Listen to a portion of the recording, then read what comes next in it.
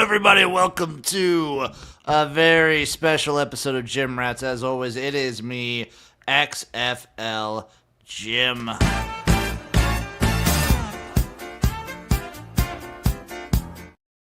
Joined, of course, by the man himself, Uncle Rico, a.k.a. Eric. You want it?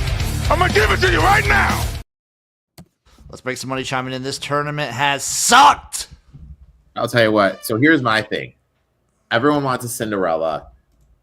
If McQueen didn't hit that shot, Colorado State would have been that Cinderella to make it to the Sweet 16. Everyone would have loved. And also, UC San Diego shit the bed for the first half. Couldn't make shit. Their best player fouled out with 15 minutes left. And they had two bunnies to win the game and missed them. If one of those two things happen and there's that quote-unquote Cinderella, I don't think people are pissed off. Maybe, but also, it hasn't been as much of the Cinderellas as it's been like a lot of the blowout games for me. Yeah. Because, like, what did we say? Like, the opening round wasn't Cinderella happy. It was like, oh, we'll get a sick round of 32, and then blowouts in the round of 32. Oh, it's going to be an awesome Sweet 16. Blowouts in the Sweet 16. Oh, we got an awesome Elite 8. No. I mean, there's been, like, some games sprinkled here and there, but... Michigan State, Auburn, they made it tight. They made it. That was a good one. That was a good one. They made it interesting toward the end. Cincinnati, Houston was brutal. Was absolutely brutal. I'm trying to think what the other game was. The Purdue Houston game was good. That game was pretty good. And the Sweet 16. I feel like you can count on one hand. Yeah, there's been no real drama. Like, now, what is the freaking? Are they just going to show the Colorado State game in what is the One Shining Moment video? Oh, they're just going to show that? They're just going to show that. That's all they're going to show. Just the entire game. Just the entire game. That's it. Eric, I have hope for the Final Four because I believe you probably know. So this is probably like the chalkiest Final Four of all time, but potentially maybe the most stacked. These guys, when you look at KenPom, and like I'm not the biggest KenPom guy. I use it for some stuff. We need to remember they don't take into consideration injuries, and there's definitely some holes to KenPom. But they're all of them are in the top 10. I was gonna say, do you know the rankings of these four teams in the KenPom ratings? They're all like top 10 teams. Yes. So KenPom's been doing it since what, 96, 97? Yeah. Maybe something like that. So Duke this year is number 2. The Houston Cougars are number 6. The Florida Gators are number 8. And Auburn is number 10. All from this season. Pretty solid, dude. Do you know who number 1 is, Eric? Of all time? Yeah, according to KenPom. So, like...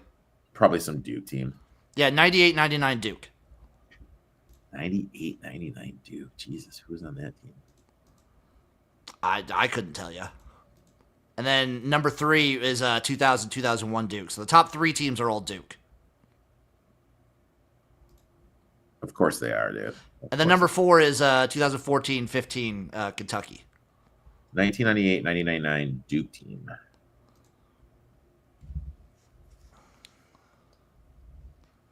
Jeff chiming in, Cinderella's ruined by NIL. That's what I've seen a lot of takes online about NIL ruining college basketball. But I mean, we're gonna have to see like what happened with Drake, a deep team that like bumps up and kind of stays together. And also, I'm willing to give it a couple more years of kind of seeing how it plays out. Because we've only had real NIL for, 2 years now? Yeah. So, and who knows? There's supposed to be the salary cap coming in. And well, the salary cap's not for NIL. It's for, it'll be what the schools can, it'll be like the schools can actually pay players. Yeah. And then there'll be a cap on that. I don't know what you do. I mean, people argue it's the NIL plus the transfer portal.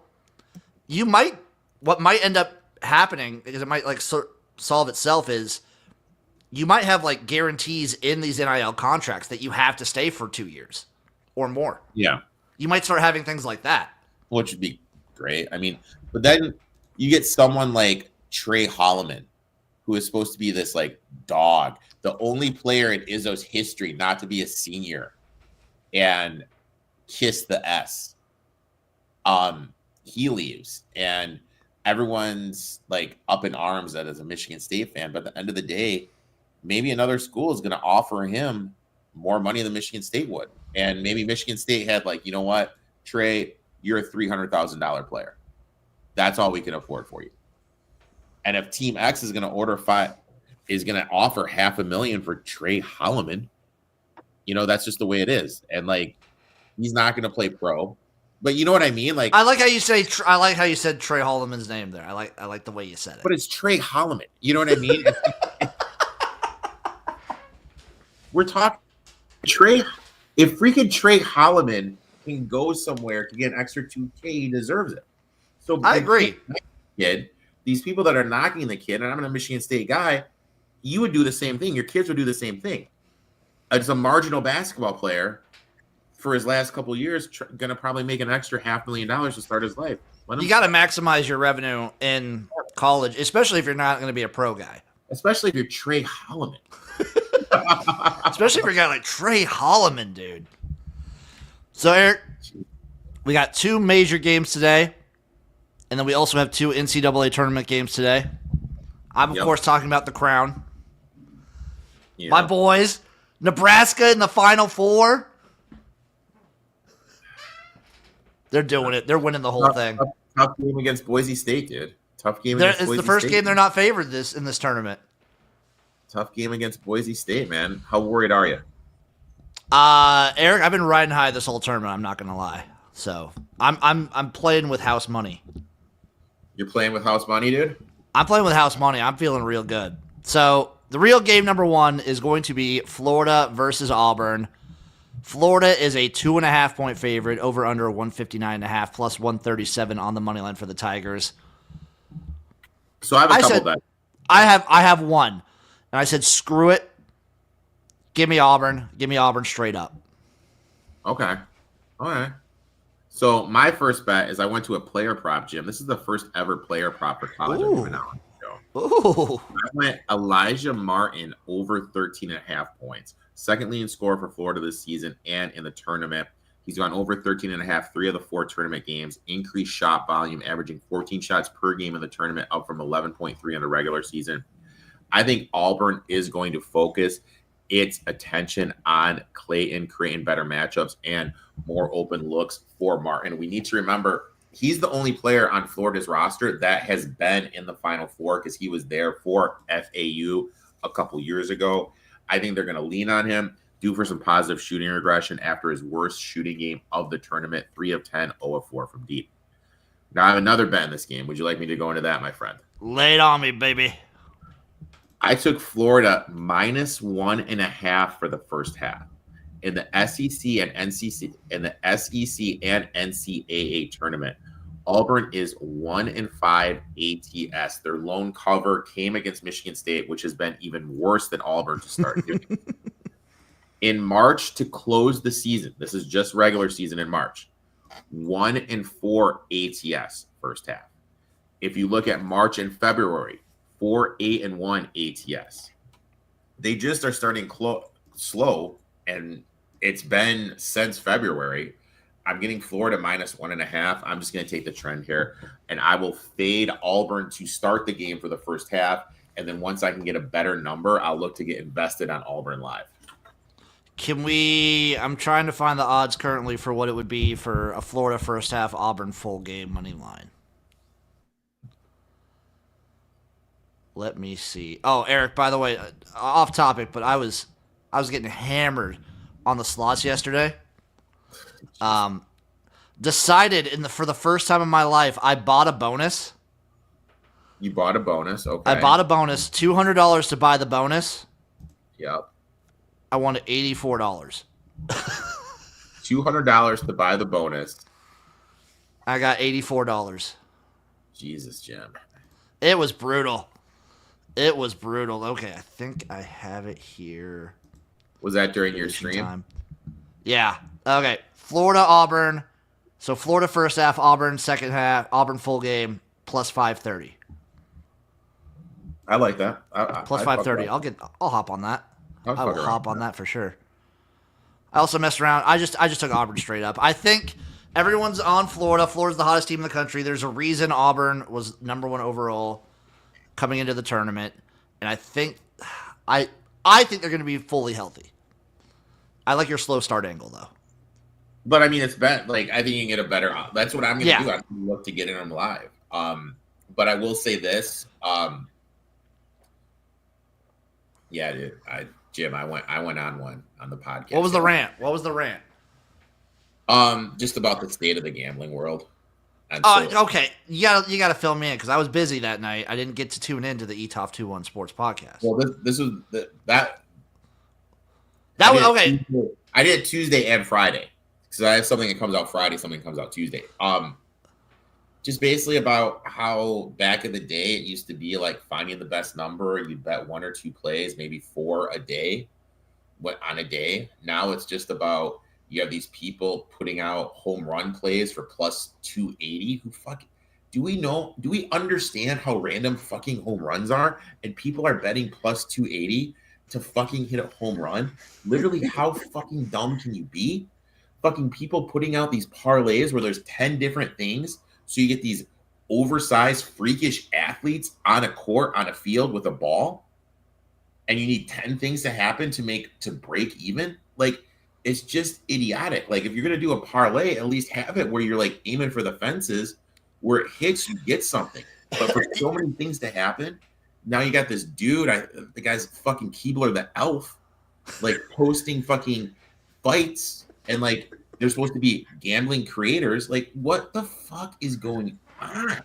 Oh, dude, I saw the gambling creator like boxing match. It is such a toxic space. You have the CBC, like the Crown, and these sports books can't even fucking get in order the paperwork so you can bet on this legally. Now, I said, like, in my prediction, 5 years, DraftKings, FanDuel, BetMGM, all those sites, like, are going to be dead. Just because, like, for me, okay, case in point for me, I wanted to bet Elijah Martin 43-1 this morning to win Most Outstanding Player. Okay. I wanted to put $100 on it. I lined up on FanDuel. Couldn't do it. So I'm here trying to do it. Can't do it. But we see all these influencers and everything put out $50,000 bets. We see Portnoy put out, oh, dude, I put 50 grand on this game. You got little old me. I can't put fucking $100 on Elijah Martin 43-1 to win fucking, you know what I mean? Like, it's just all a dog and fucking pony show. For me to put that number down, I had to fucking call my mom this morning. And like, I shockingly have to do this a lot. She puts fucking 25 from her FanDuel account on it. My old man puts 25 from his FanDuel account. I got my neighbor that looks like fucking Along Came Mary girl with the fake tan. She put on 25. And then my brother puts on 25 for me. That's literally how I had to bet Elijah Martin this morning. Because they wouldn't let me do it. They would let me put down $5 fucking bucks on Elijah Martin, 43-1 to win MVP. It's disgusting. That's disgusting. Do you think that would make like offshores kind of have a little bit of a comeback? Offshores are going to have a comeback, but I think this peer-to-peer openly prop hex, which I do work with, I think we're going to see those guys become more of the. We need the street corner guy. We need the guy with his notepad. Dude, when I first moved out to Chicago, I got hooked up with this guy, and it was great. I would have to go to these random places in the city. You know, to me, I'd have a different person come up and just say, "Hey, are you Eric?" No, they wouldn't even say this. They're like, "Hey, are you?" And they say my client number, and I'm like, "Yeah." And then they just hand me an envelope. Now I can't pull it out in the middle of Chicago and count my fucking money. I'd be holding my money so I don't get jacked, going back to my car, and then fucking take off because it's always in a shitty neighborhood, and then counting my money once I got on the expressway. That needs to make a comeback. No, that's the good old days, Jim. And you know what? We are never going to get there, dude. Jeff chiming in. No college player props in Ohio. I hate living in Ohio. Tweeting me that. That's just insane. But again, in Ohio, you can use Prop X. You can go to download Prop X, promo code ETOFT21. You get 2% back, and you can use them there, dude, or use Bet openly. Like that's what I'm saying. Those prop exchanges, those are going to be the future of the game. Prop betting. No, not prop betting. Those like Just- peer-to-peer betting exchange and offshore. Sure. Okay. Game number 2, Eric. Any other takes for the Florida Auburn game? No. I'm more excited for that one because I feel like it has the chance to be like back and forth close, more so than Houston Duke. Duke is a 5-point favorite, over under of 136.5, plus 250 on the money line for Houston. I feel like the only way Houston gets this win is by mucking it up and playing really hard defense. But it feels like Duke's the best team in the country to me. All right, so I have 2 bets on this game. Okay. I got one. I got technically 2. I took got Houston 3. plus 5 and straight up. Those are my only bets. I got 3. Okay. So bet number 1, I'm going to do it. I'm going to take Houston and Duke under 63.5 for the first half. Neither team likes to run. Both teams play at a slow pace. Houston, 4th slowest pace in the country. Duke, 297. 3 of 4 of Houston's tournament games have gone under this total. Houston is 20-15-1 to the first half under the season. Calvin Sampson is going to look to limit possessions. He's really going to milk that clock. When we have teams playing in a football stadium with the depth perception and the fans, often there's struggle shooting the ball. Players will be nervous, leading to slower play, more missed shots. I'm expecting both teams to struggle with the step up defensively, leading to some negative shooting regressions, which both teams are due for. We need to remember these are the 2 best defenses that these teams have played against. So I think it's going to be a lot harder for them to get stuff going offensively.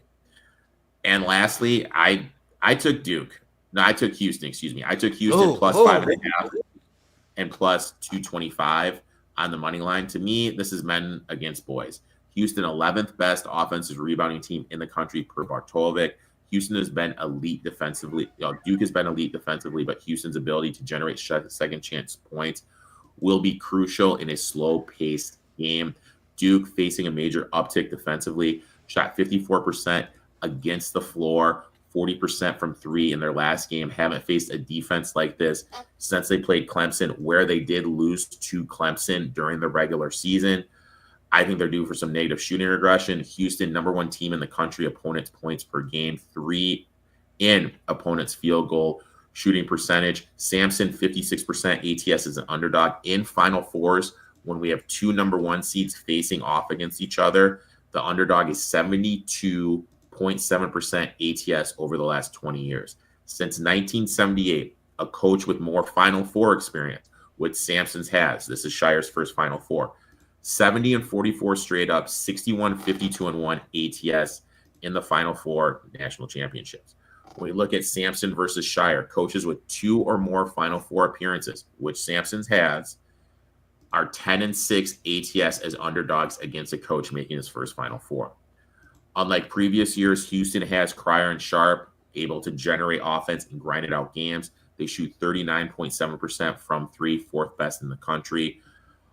Also, both teams play at a slower pace, so it's going to, you know what I mean? The slower pace is going to limit possessions. So I want points in a game that's slower pace. When we look at the projection models, Ken Pom projects this as a 2-point Duke win. Hazelmetrics projects this: Duke 66.65, Houston 66.29. Basically a pick 'em. Bartolovic as Houston, number 1 team in the country, yet they're 5.5-point underdogs. Since 2020, Houston has been an underdog 6 times, 4-2 straight up, 5-1 ATS, covering by 8.4 points.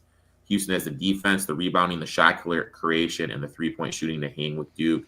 Duke's facing a major defensive test. Betting trends, pace of play, advanced metrics, and the number all point me to Houston plus 5.5, and on the money line plus 225. Also, I put a little bit on Sharp at 25-1 to win most outstanding player. Eric, I love it when you talk numbers at me. I love it. I think Houston mucks it up. I did a same game parlay as well of Houston straight up in the under. Look at you, dude. I did it. Plus 450. Sorry. Yeah, it was plus 450. That was my favorite bet. Also, nerd alert for you. Yeah, buddy, you know what? I own it. I own it. And you got a round robin. You know I have a round robin. My round robin is a multi-sport round robin. Whoa, Eric. Okay. Lay it on me. So we'll start with the Final Four. What we did is we did Martin to score 20 points. Okay. Houston money line. Then we're shifting our attention to the UFC. We're taking Alan Carr on the money line. Then we're going to shift our attention to MLB, and we're taking Campbell from the Red Sox over 1.5 hits, runs, RBIs. I like what I'm hearing. No UFL? Can't get that in there? That's fine. You know what, dude? I almost fucked around. I almost put The Showboats? the Showboats first half. So I got mine right for you. Mine's all basketball. Yeah, lay it on me, big dog. We're rolling with Nebraska in the crown over Boise State plus 130. No, respect. I'm rolling UCF over Villanova too. You think the Nova Magic's just gone? I think this dries out now. They're moving on. They're looking forward to the 2025-2026 season. I'm taking Auburn over Florida. I'm taking Houston over Duke. I'm taking the Atlanta Hawks over the Knicks tonight. And will it let me? Will they let me? I'm taking South Carolina over UConn in the women's national championship. Really? No luck. Yeah. Dude, have you seen what Paige is doing? Dude, she's actually going so crazy. They're going insane. I mean, like, she's just... Dude, that was the top team in the country. They were a 2 seed, and they beat them by, like, 43? Yeah, the women's tournament is always, like, wild with scores like that. I'm still pissed because I had the money line against fucking Iowa last year, and they should have won. Our friends over at BetOnline will actually not let me include the women's NCAA game on there. So, just a 5-teamer. That's disgusting. National Casual Fiber. Yeah, so it's plus 9786. Let's make some money asking. What do you guys think of Willard to Nova and Williams to Maryland? All right, so I'll let you go first. Then I think Willard was obviously, like he said, he wanted Maryland to do a bunch of things. I think he was always going to leave. I think he was always going to go back to the Big East. Obviously, I think he could have done it better. But I think he was always gone. I think he's a pretty good coach. I think he's a little overhyped. I mean, probably like a little bit. I think he's like good. I don't think he's a great coach. He's good. I'd call him good. Top 5, top 10, or top 15. I wouldn't. Where would you have him? Or none of the above? Top 20, maybe. Yeah, barely. I mean, what he's done at Maryland has been nice. Maryland's been down for a little while. Mm. They had been, Eric. Come on. Yeah. You know they've been down. What do you think? Also, Williams is a good move for Maryland. That is a good get. So I do like that. I look at it like this. I think that he went there because he knows that they're going to have more money in this NIL world we're living in. Yes. And that he wanted certain things. There was that press conference when he talked about how they couldn't spend an extra night in New York. So right there, that was kind of when you could tell there was a little riff-raff going on. He was a little bit disappointed. And then I thought he was going to stay when the AD left to go to SMU. Yeah. Like, that's a downgrade from Maryland to SMU. That's a downgrade for an AD. But I thought, hey, you know what? They're going to leave. They're going to give Lillard what they want. But I guess they just didn't. I think he was always gone. I don't think he could, like, he did mention that they seem to be caring recently more about football than basketball. But yeah. And then the Williams thing, I think Buzz kind of has it figured out. Like, he just stays at a place for like 5-7 years, like takes it from like mediocre, from dog shit to like middle of the pack mediocre, Sweet 16. And then he's like, oh, you know what? I'm just going to leave so you guys don't get sick of me and I keep my value. Because when you look at, he was at Marquette. He took Marquette to how many final? He had Marquette in a great place. Yep. Left, went to Va Tech. Va Tech was awful in the ACC. Got them competitive got them in a Sweet 16. I think they even won an ACC tournament when he was a coach.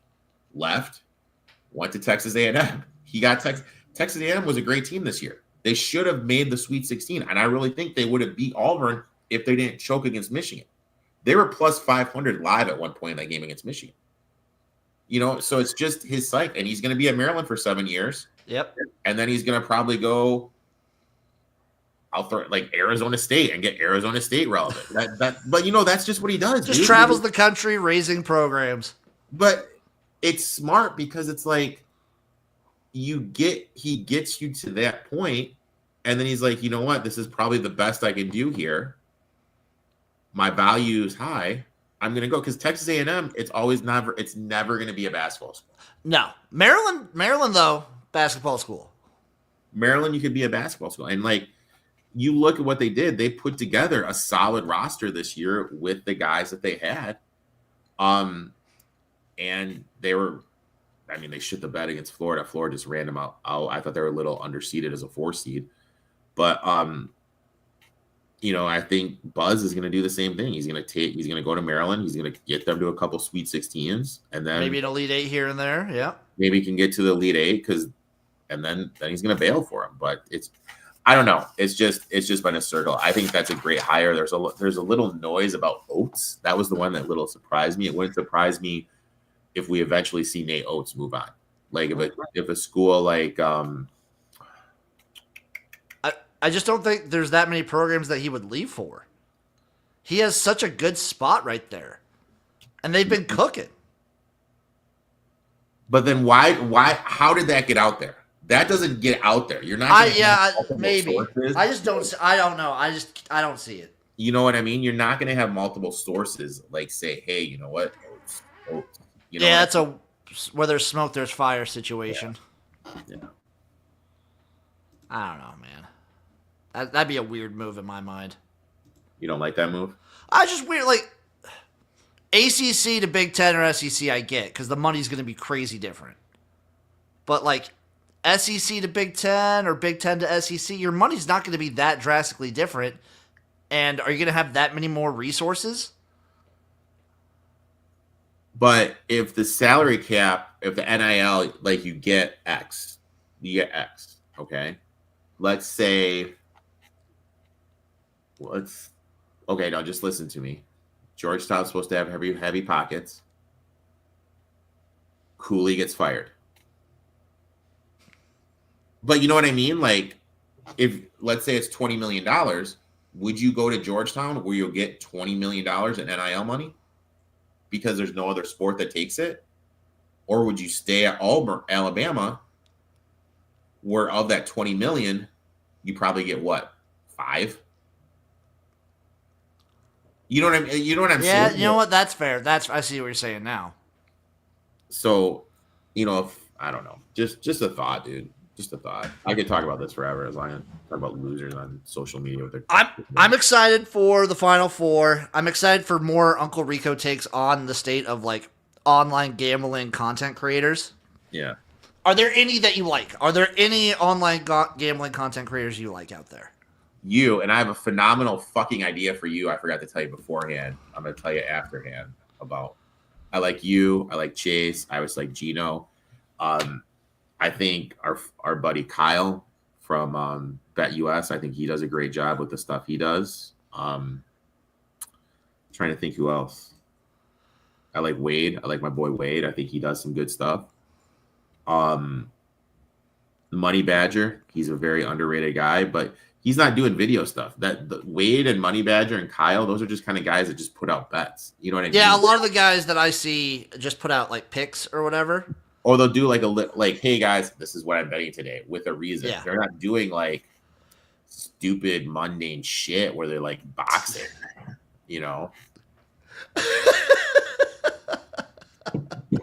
And then they talk so fucking big. It's like, dude, I don't care, man. Those guys are getting paid by like books and stuff too. I know. And the sports books are not your fucking friends, people. They give a rat's fucking ass. The fact I had people tail my Butler bet and they're sending me screenshots of like DK paying out a Butler winner but playing out a Utah loser. So if your bet won, you just got a refund. But if your bet lost, they just took your money. They give a rat's ass about you. Like, you know what I mean? They don't care. No.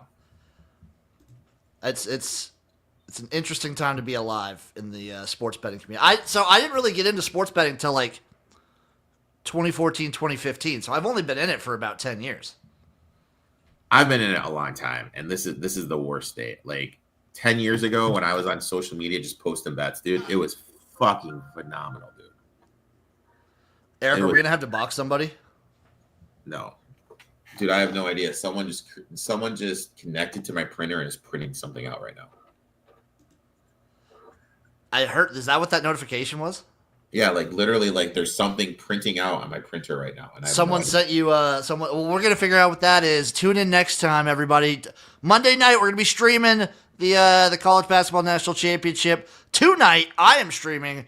I'll watch along for the UFL, and then I won't be there for the Sunday morning game, but I will be there for the Sunday evening game. So it's a long weekend for old Jim. It'll be a great Monday for all of us. We'll see you guys then. Toodaloo, bye bye, and we love you.